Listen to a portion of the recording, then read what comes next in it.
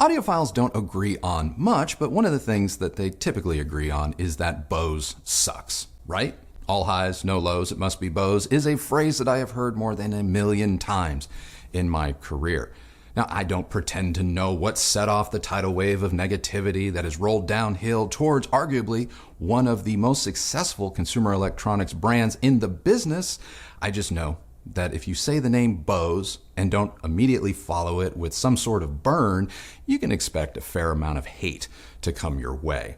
Well, buckle up, hit that like button and subscribe, because today we are reviewing the Bose Soundbar 700 and matching bass module in order to find out if, in fact, Bose sucks.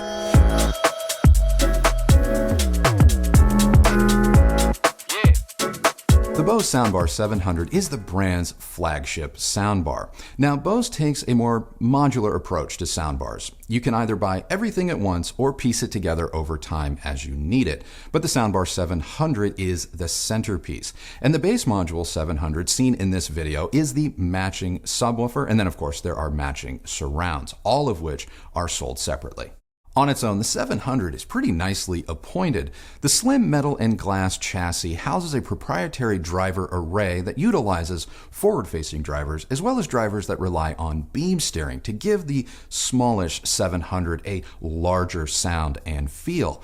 Now, Bose is pretty tight-lipped on the actual specs of the 700, but it is a 3-channel soundbar that supports Dolby Digital and DTS soundtracks. Other connections include an optical audio input as well as Ethernet jack, and it also has Google Assistant and Alexa, not to mention Wi-Fi, Bluetooth, and Apple AirPlay 2 built in for simple music streaming. Bose also includes all of the necessary cables that you need to get up and running. The soundbar has a fabulous universal remote control and an auto room correction microphone that Bose has dubbed Adapt IQ. Getting up and running with the Soundbar 700 is pretty straightforward, though for best results, you're going to want to download the Bose Music app. The app will walk you through the process of setup step by step, as well as allow you to customize the 700 for better results. Now, the Adapt IQ auto room correction is pretty trick, and I have to say, it's rather inspired because this is the first auto room correction microphone that I've seen on a soundbar that really measures your room the way that you listen, with 2 ears. And it works like the first time. If you're adding the optional bass module or surrounds, you'll be able to adjust their performance inside the app, as well as activate higher functionality like dialogue enhancement. The app also allows you to stream music, though if you have a streaming service that you prefer, you'll be able to interface directly with the Soundbar 700 just as easily.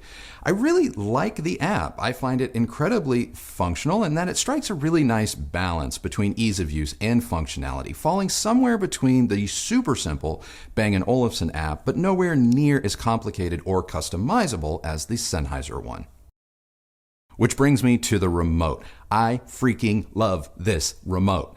Every other manufacturer should take note because the Bose Soundbar 700 remote control feels great in the hand, is made of premium materials, is fully backlit, and has a measure of universal control that every single remote control that I have been forced to use over the past couple of months can't possibly match. And while I'm on the topic of design, the Soundbar 700 is just gorgeous. Especially in its white finish, it just exudes class and sophistication. And the design is 100% cohesive in both its lines and materials. And the use of glass and metal over plastics and fabric, it just screams premium. In terms of sound, once calibrated, the 700 is pretty darn impressive. But on its own and in larger rooms, the first thing you're probably going to notice is a lack of real bass. Now, Bose does not share the frequency response of the 700 with the class, but I don't need to tell you that it's probably not very deep.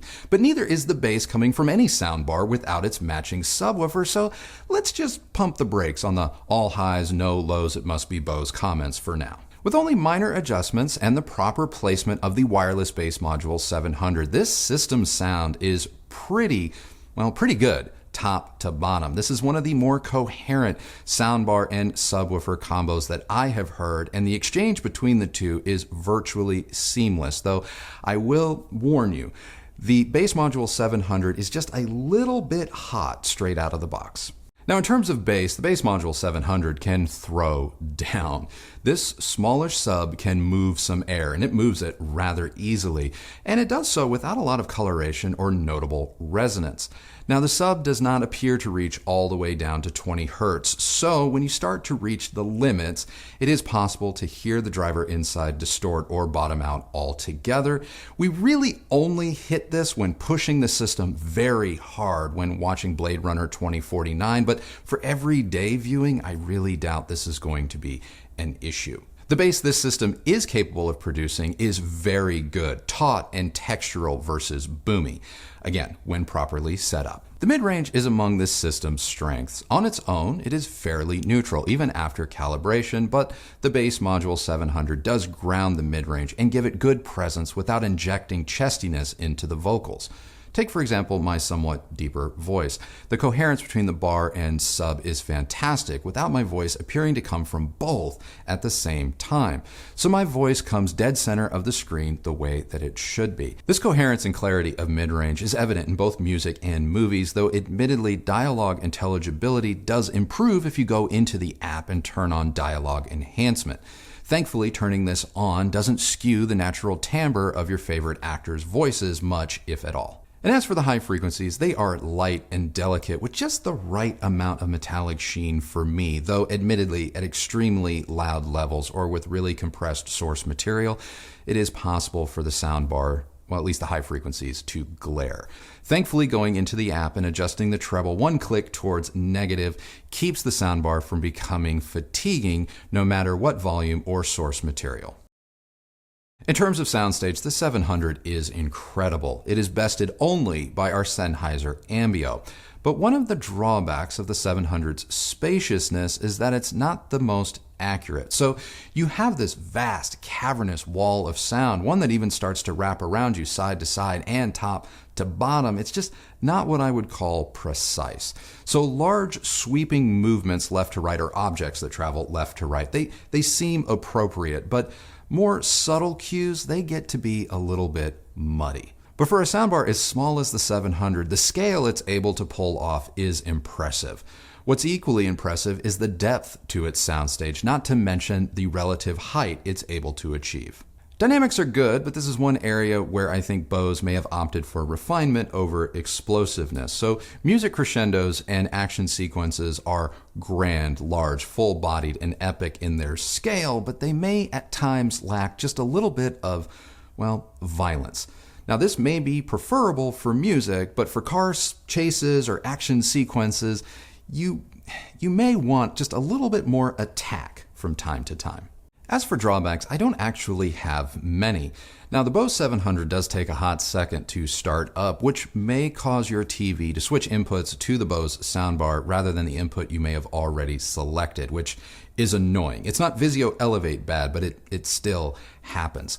Thankfully, you can go into your TV's menu or the music app itself and adjust the power on settings or HDMI CEC settings to avoid this, but not every TV is exactly the same, so I can't guarantee a universal fix. Apart from that, I'm actually pretty sold on the Bose Soundbar 700's performance. I found its day-to-day livability and usefulness to be pretty great, though admittedly at this price point, I think you have a reasonable expectation to be able to enjoy Dolby Atmos, which this bar can't do, and that is a major oversight. As for comparisons, the Bose is not about to replace our Sennheiser Ambio. However, given the news that Sennheiser is looking to exit the consumer marketplace, it is getting harder for the Ambio to receive our automatic recommendation, thus giving Bose and others the possibility to pass it by in 2021. But to be clear, the Sennheiser Ambio is the better soundbar solution. The Bose for me is most like the Bang & Olufsen Biosound Stage, both in terms of design and sound quality. That said, the Biosound Stage is the better soundbar on its own. It has a fuller, richer sound without needing a subwoofer and is hands down the superior product when it comes to music.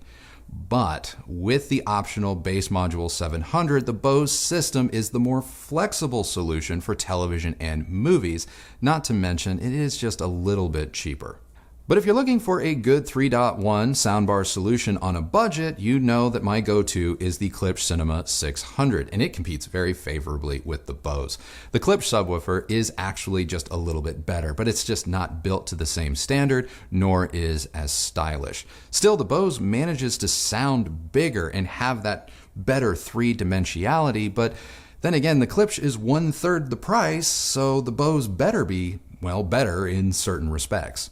Obviously, the current value champion in soundbars, all things considered, is the Vizio Elevate. It can do it all for just under $1,000, but oh my God, is it a pain in the ass to get to the promised land. Found. You've been warned. Other notable comparisons have to include the Samsung Q950T, the LG 11NRG, as well as the Sonos Arc.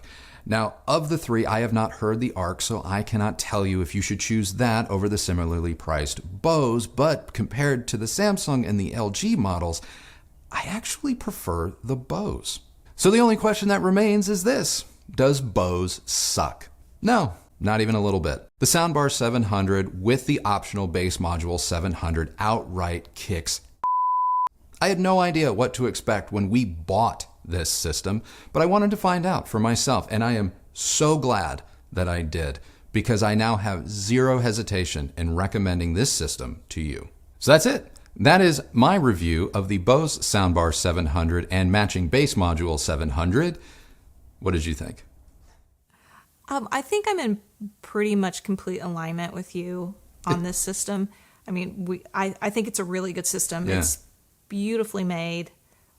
One of the nicer soundbars we've had come through the door. I love the size of it. The thin profile, I think, is going to work really well with a lot of people's home environments. It's going to make it a lot easier to incorporate versus some of the other bars. You know, their overall size can be a bit imposing and may make, you know, that balancing act a little more difficult. I think a lot of people that are looking for a home theater system in the form of a soundbar are going to really like the Bose. What you've talked about as far as there's a big sound that comes out of this, which is really surprising because it's so small. I think it's going to impress a lot of people, especially if they're coming from lower end soundbars.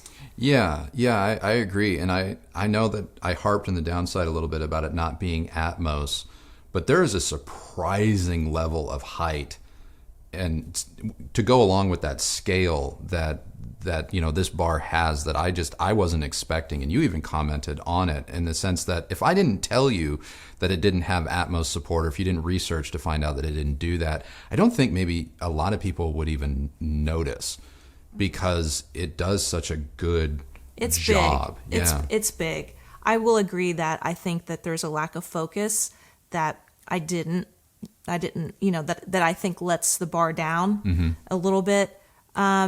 So that is the negative for me, that I wanted it to be a little bit more pinpoint in terms of its clarity and accuracy. But I think that shouldn't be a surprise if anybody has listened to a few of my post-review comments. You know, huge boomy sounds are not my favorite. Like, I want it to be crystal clear and accurate for me. Dialogue was great.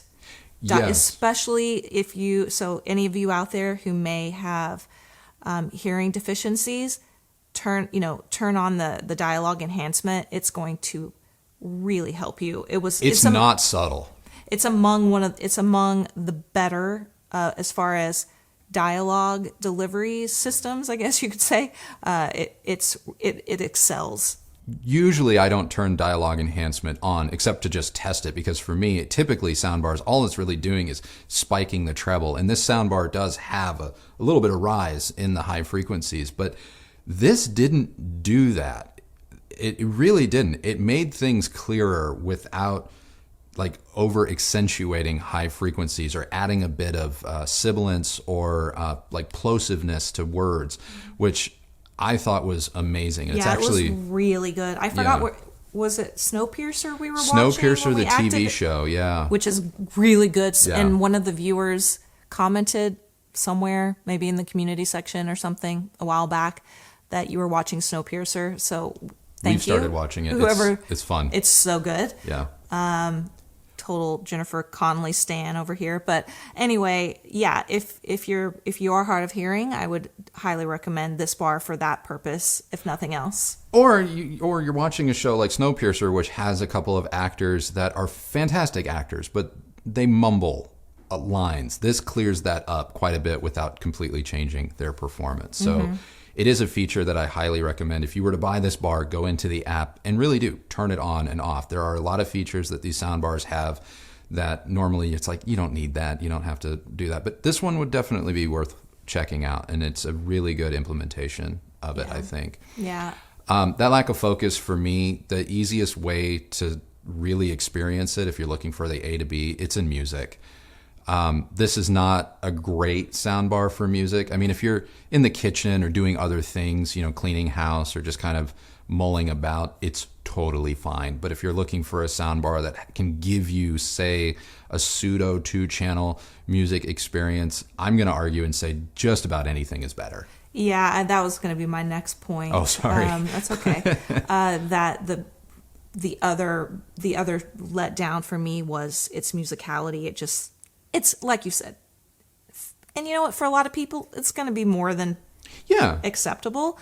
But I think because we experiment with a whole lot of different systems, it's a lot easier for somebody like us to see where a certain product is going to fall short.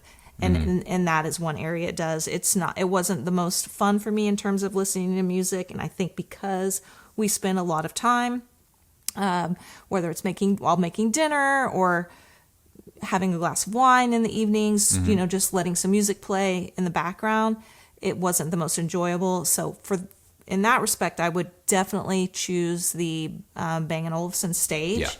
And as Andrew said, the Ambio is still the no-brainer winner of all soundbars. But who knows what's going to happen with that product? At some point I should probably reach out to those guys and see if they have a comment to make, because beyond their press release that they're looking for somebody to come in and take over that consumer audio aspect of the business, we don't really know. So but yeah, it does make both of us, I think, pause to just say, just go get the Ambio, because it's so expensive and you don't know what sort of support it's going to have down the road. So and when you're looking at those three, the Bose, the Bang & Olufsen stage, Ambio's still the best, reigning champ, but I would probably go with the Bang & Olufsen, just because I prefer a soundbar to have a little bit more musicality. Yeah. Where the Bose wins out for me is, I'm not joking, the design, the construction of it gives me a lot of confidence. It really does. I cannot explain to you what it's like to come in contact with a device that is competently made. I'm talking metal and glass and weight, and it just feels right, versus, the LG is a good sounding product, but you pick that thing up, it creaks. And now how many people are handling their sound bars? That's obviously very few, but if you're spending, I think the 700 with the subwoofer is like $13.99 at the moment. I'm sorry, but if you're spending like, over $1,000, I want construction, and the Bose gives me that. It gives you iPhone, Apple level design. In my opinion, it definitely looks of a higher caliber, totally, top to bottom. I think you hit the review. I think you hit all the points, and it doesn't suck. It doesn't suck.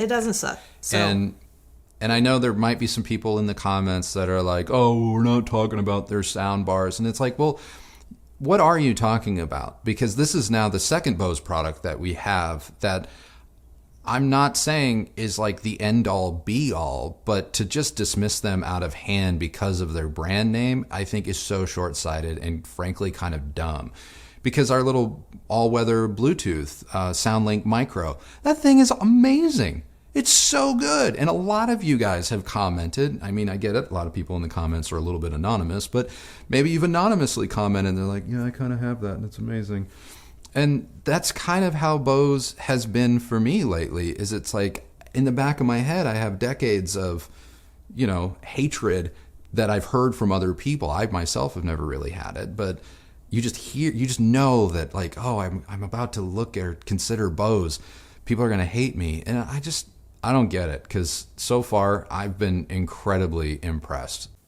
Honestly, I think it comes down to anytime a product has mass appeal, people who are super fans of anything, they're like, well, it's they've sold out or it's whatever. Like, yeah, it's like when your favorite band gets a hit record and they're like, it's sold out. Yeah, rather than just be happy for them that they can, you know, put food on their table, it becomes, just an opportunity to try to take something down a notch. And I don't know. I just, like I said before, in our last video over the vintage Pioneer piece, I don't care what your brand is. I really don't. Does your work? Does it look nice? Yeah. And you know what? How's your customer service? So that's it. That is our review of the Bose Soundbar 700 and matching bass module 700. What did you guys think? Let us know down in the comments below. And my question of the day for you is this. After this review, or after just other reviews maybe you've seen online, are you willing to give Bose a chance? Or is it still all highs, no lows, must be blah, blah, blah? I mean, it's 2021, right? It might be time to let this go. Let me know down in the comments below. If you like this video, give it a thumbs up, like, and subscribe. Ring that bell so that you're notified when new videos come out. If you use any of the links that Kristi left for you down in the description below, know that that is a great way that you guys have continued to show your support for us, this channel, and the work that we do here, and we thank you guys very much. Follow me on Instagram at Recovering Audiophile, and that's it. So remember, the only person who has to like the sound of your system is you. So happy listening, everybody. Thank you so much for watching, and we will see you on the next video. Bye.